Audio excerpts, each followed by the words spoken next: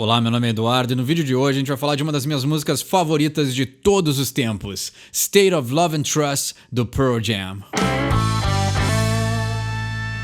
Confesso que no último vídeo que eu fiz de Pearl Jam, a interpretação de Black, eu esperava aí a fúria dos fãs de Pearl Jam sobre a crítica que eu fiz à banda. E na verdade as pessoas foram bem compreensivas com o que eu tinha a dizer, o que eu agradeço demais, mostrando aí que a gente pode ter uma opinião diferente, discordar ou simplesmente mostrar um outro lado de uma banda e ainda assim viver em harmonia e continuar apreciando o trabalho da banda, né? Porque criticar o Ed Vedder é uma coisa, mas Pearl Jam em si, né, a obra da banda é outra. E eu gosto muito da banda e é por isso que tem até outro vídeo hoje. E o que acontece também, que eu não falei no outro vídeo, é que aquela entrevista que o Ed Vedder deu e a situação que ocorreu, eu não gosto, mas isso ocorreu em 93. Então, já faz muitos anos isso, e era bem no início da banda, o auge do sucesso, né? O Pearl Jam é uma daquelas bandas que, apesar dos integrantes já participarem aí do Temple of the Dog, eles eram da cena do grunge, o Pearl Jam explodiu em popularidade com o lançamento do Ten, né? E os seus videoclipes ali, Jeremy, Alive e tal. Alcançar o sucesso em uma idade tão jovem deve ser algo que mexe muito com as pessoas, né? E o jeito que eles escolheram para lidar com isso, ou o Ed Vedder escolheu para lidar com isso, foi o que ele fez naquela época. Mas também ele não é mais a pessoa que teve aquela atitude naquela época, assim. Então isso eu acho que eu deveria ter falado no vídeo, não falei, mas simplesmente se permitir crescer, se permitir amadurecer e aprender com os próprios erros. Eu tenho certeza que o Ed Vedder hoje em dia não sai dizendo para as pessoas não cantarem as músicas deles, né? Não conhece essa história? Volta lá no vídeo de Black, que tem a história de como o Ed Vedder mandou as pessoas não cantarem a sua música em uma praia. Então é uma história bem curiosa, né? Mas mostra quem era o cara na época não sabendo lidar com a fama. E aí a gente entra na música de hoje, que é uma das minhas músicas favoritas de todos os tempos, que é a State of Love and Trust. Ela consegue ser uma cápsula, né? Um encapsulamento de toda a juventude, rebeldia, urgência, insatisfação e talento, né? De um jovem aí querendo expressar o que ele sente numa época tão importante na vida, né? De um jovem adulto. E eu acho que o Pearl Jam, nessa época, aí no início dos anos 90, tinha raiva de sobra, tinha adolescência de sobra, né? Era muito talento, com muita energia misturado e só podia sair música boa, e dessa junção nasceu State of Love and Trust. E aí a minha crítica ao Ed Vedder, né, o fato de eu não gostar dele também se deve ao fato de ele ter demitido o Dave Abruzzese da banda. Dave era um fanfarrão, um cara que gostava de se divertir, e nessa mesma entrevista onde o Ed Vedder conta a sua história aí da praia, o Dave Abruzzese conta uma versão dele de uma história também, que quando o Pearl Jam vendeu aí não sei quantos milhões de discos e ganharam seus discos de ouro, eles estavam ali fazendo uma festa para celebrar, e o Ed Vedder dizia que ele e os outros integrantes da banda não iam se permitir celebrar conquistas, né, que vinham da indústria da música. E aí o Dave falando, poxa vida, é tão difícil conseguir isso porque a gente não pode se permitir celebrar. Mas aí, né, o mandato do chefe era não, a gente não pode celebrar. Então o Ed Vedder nos anos 90 ia ser um cara complicado de se lidar, né, ia ser um ego difícil, assim. E aí o Dave, um cara muito mais tranquilo, que só queria aí aproveitar o sucesso e tocar uma batera, foi cortado da banda, né. E aí botaram o Matt Cameron no lugar dele, que botaram muitos outros, né. O 20, por sinal, é um documentário do Pearl Jam fantástico, mas tirar o Dave Abruzzese e aí o Matt Cameron, pra mim, ele é excelente no Soundgarden, mas ele não combina com o Pearl Jam. Todas as músicas ficam aceleradas, aquele groove, né? O Pearl Jam é uma banda de groove, ela tem aquele tempo correto que a banda faz tu pular, assim, faz tu querer sair do chão. E parece que com o Matt Cameron eles aceleram as músicas e a banda, no geral, pra mim, perdeu o embalo, assim. O batera é muito importante, né? O batera parece que ele dá uma característica pra banda que muda completamente o som. É meio óbvio, assim, né? Mas, por exemplo, quem gosta de Korn, o Dave Silveira lá, outro Dave, então é o que eu falei, botou o nome de Dave, o cara é batera. Dave Silveira no Korn trazia um groove, trazia um embalo que nenhum outro baterista conseguiu replicar. Então, o baterista é uma figura essencial e é uma pena que o Pearl Jam não teve mais ele, né? Nick Menza no Megadeth também, a melhor batera que o Megadeth já teve. Então dá pra fazer um especial só de bateras. State of Love and Trust, não conhece? Dá um play aí que vale a pena. É uma música excelente, é um ritmo constante, ela só cresce. É uma música que ela tá sempre em ascensão, ela não diminui, ela não para por nada. E é aquela música para acelerar o carro, botar o volume no máximo e pegar a estrada. É esse tipo de som que eu gosto. E essa música pra mim é um exemplo perfeito. toda vez que eu escuto ela, eu nunca enjoo e ela sempre me faz ficar acelerado, ela dá embalo, ela dá ritmo, assim. Graças também, em parte, grande parte, à batera do mestre Dave. Então, State of Love and Trust era pra ter sido parte do Ten, né? Então, olha aí, quanta criatividade esses caras tinham na época, e aí a música acabou não sendo, né? Ela só foi lançada na coletânea Rearview Mirror, que foi lançada muito depois, né? Ela foi trilha sonora do filme Singles, que os membros do Pearl Jam também fazem parte, mas a música em si só foi lançada depois, apesar de ter sido uma das primeiras que o Dave gravou na batera. E, honestamente, ela não ia combinar muito com o Ten, assim, apesar de eu amar essa música e amar o Ten, ela é muito mais rápida, né? Ela é uma música com muito mais vigor do que os tempos médios que permeiam o Ten, que eu também gosto demais, não tem problema nenhum nisso, né? Vamos falar de inglês então. State of Love and Trust as I busted down the pretext. Então, o estado do amor e da confiança enquanto eu destruía os pretextos, né? Então, aí ele dizendo, né? Não entra no amor ou não entra em um relacionamento com preconceitos, né? Com expectativas. Since to plays and preaches, but to have an empty core. Esse jeito que ele fala no acústico ficou gravado na minha cabeça, assim. Esse é um bom exemplo, assim. Eu sempre falo, né? Quando eu falo de Pearl Jam, eu falo do acústico porque é um dos momentos que eu mais gosto da banda, assim. É eles bem no auge da juventude ali, o Ed Vedder malucão, cantando com uma raiva, com um vigor, assim. É um momento encapsulado da banda que é muito excelente, assim, de se ver, né? Enxergar a banda no auge. É muito bom. Que bom que esse momento foi capturado. Então o pecado, ele ainda atua e prega. Então ele tem o plays é aquela ideia de um ator, então ele está atuando, e o preaches é o pregado, o pastor, do padre, né? Então o pecado ainda atua e prega, mas para um tribunal vazio, but to have an empty court. Então ele está falando, mas para ninguém, né? E a ideia aí, né, que no amor, o estado do amor e da confiança, né, tem o pecado. Então a ideia de que o desejo está presente nesses relacionamentos. And the signs are passing, grip the wheel, can't read it. Então os sinais estão passando, os sinais as placas, né, os sinais de trânsito, grip the wheel, aperta a direção, can't read it, não consigo ler, então ele tá rápido demais. Então aí, né, corroborando, né, confirmando o que eu gosto nessa música, né?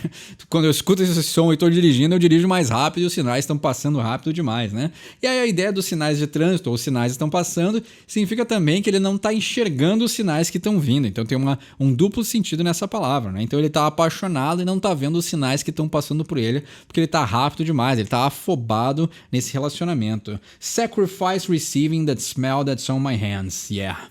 Então, ele está sacrificando e recebendo o cheiro que está nas suas mãos, né?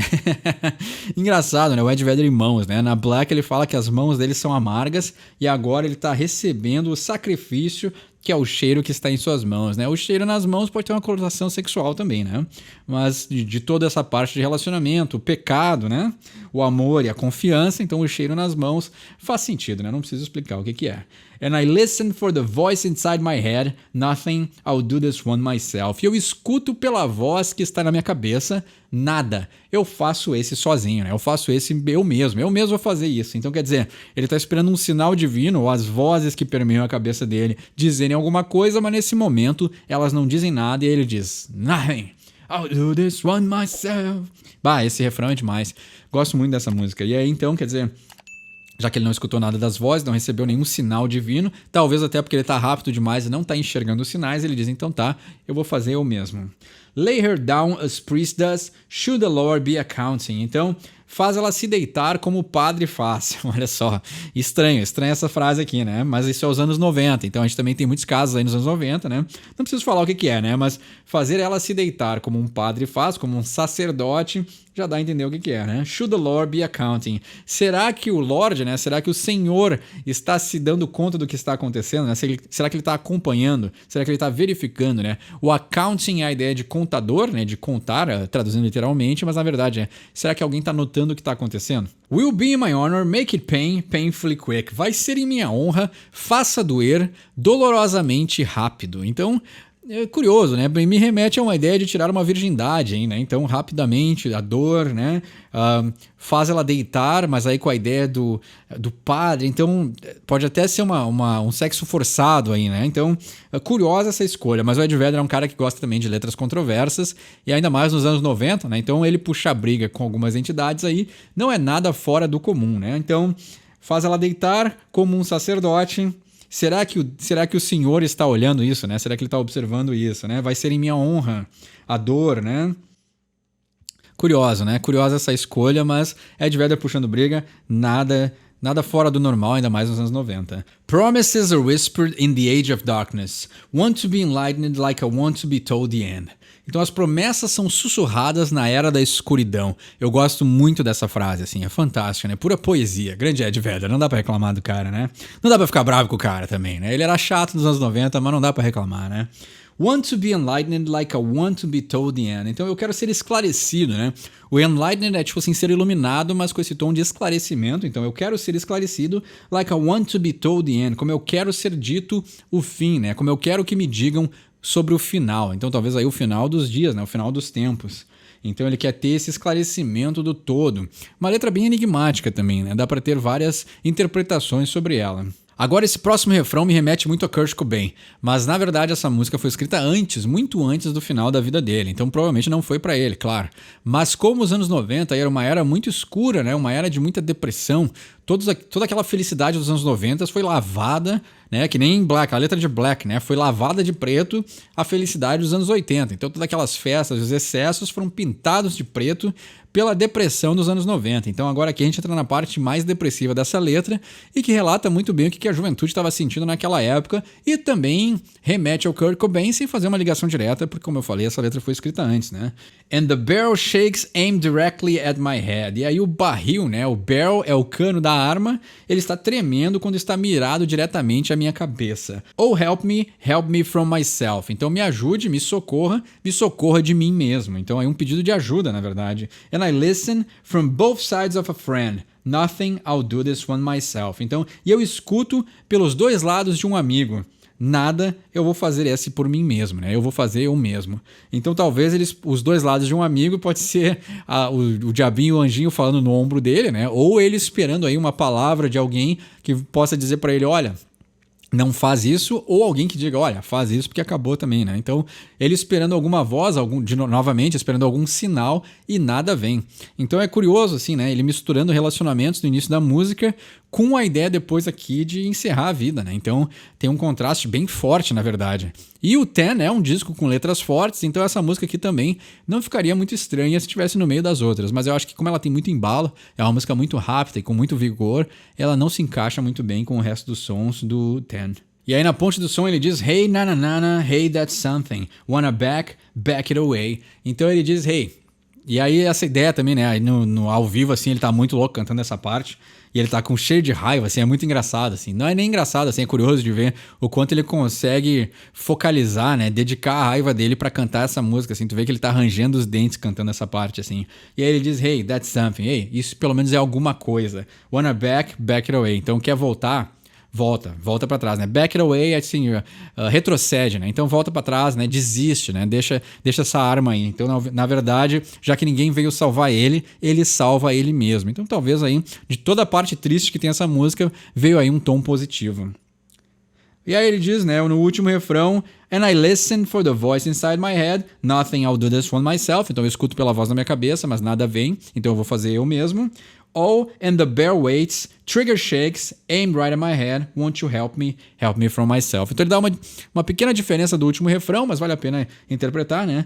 E aí o cano espera, né? The bear waits. Então ele já deu um entendimento de que não é agora que isso vai acontecer. Coisa boa, né? Então um finalzinho com esperança em um som depressivo. Então o cano espera e aí o gatilho treme, né? Trigger shakes. Então tá quase, mas nada aconteceu. Aimed right at my head, então apontado para minha cabeça. Won't you help me from myself? Será que você não vai me ajudar? Me ajudar de mim mesmo, né? Me afasta de mim mesmo, porque eu sou o perigo, né? E aí ele termina o som dizendo State of Love and Trust, né? O estado do amor e da confiança. Curioso, né? Talvez aí também ele querendo encerrar aí a sua vida por causa de um relacionamento que deu errado, ou já que as músicas do Ten tem muito essa coisa aí, né? Tem violências, né? Traumas, é permeado por coisas desse tipo, né? Letras muito fortes, assuntos muito sérios. Quando ele fala aqui do padre, né? A dor, o padre, faz com que ela se deite como o sacerdote. Então, pra mim, me remete a alguma coisa aí dos abusos que a igreja fazia e tal, que a gente sabe muito bem que acontecia, né? Não dá pra entrar em específicos ainda mais no YouTube, né? Que é um canal família, né? É uma plataforma familiar, então não dá pra entrar em específicos, mas a gente sabe exatamente do que ele tá falando. E o que me remete a essa letra é alguém que se arrependeu aí de ter feito alguma coisa que não deveria ter feito, né? E aí ele diz, né, o estado do amor e da confiança. Então talvez alguém confiou nele, ele não fez o que deveria, e ele se arrependeu e quer encerrar a própria vida. Ou ele confiou em alguém e essa pessoa acabou traindo ele, então, e aí ele quer encerrar a própria vida. Então tem várias coisas que pode ser entendido dessa letra, mas como tudo que o Ed Vedder faz, e aí é um ponto positivo também, é sempre bem enigmático, né? Então a sua poesia aí também é permeada com um pouquinho de enigma para fazer a gente pensar, e isso sempre é uma qualidade positiva, né? Dar tudo mastigadinho pro ouvinte nem sempre é a melhor escolha. Tem músicas que a gente pode escutar só para se divertir, mas às vezes tem um pouquinho mais de poesia, né? Tem um pouquinho escondido que faz a gente pensar, e eu acho que isso tá faltando muito nos dias de hoje. Então tudo que eu critiquei o Ed Vedder, nesse ponto aí o cara não dá para falar mal dele, né? Se tem uma coisa que ele sabe fazer é fazer as pessoas pensarem e refletirem. Então essa foi a State of Love and Trust do Pearl Jam. Obrigado a todos que pediram esse som, eu gosto muito dessa música. Falar de Pearl Jam também é muito bom, é uma banda que eu acho muito boa, apesar de não ter acompanhado os lançamentos mais recentes, assim, eu gosto muito do início da carreira do Pearl Jam. Mas quer pedir uma música para um próximo episódio? Deixa aí embaixo nos comentários. Tem um entendimento melhor dessa letra? Deixa aí embaixo nos comentários também. Meu nome é Eduardo, esse é o Sorry for My English. Quem sabe inglês não precisa pedir desculpa.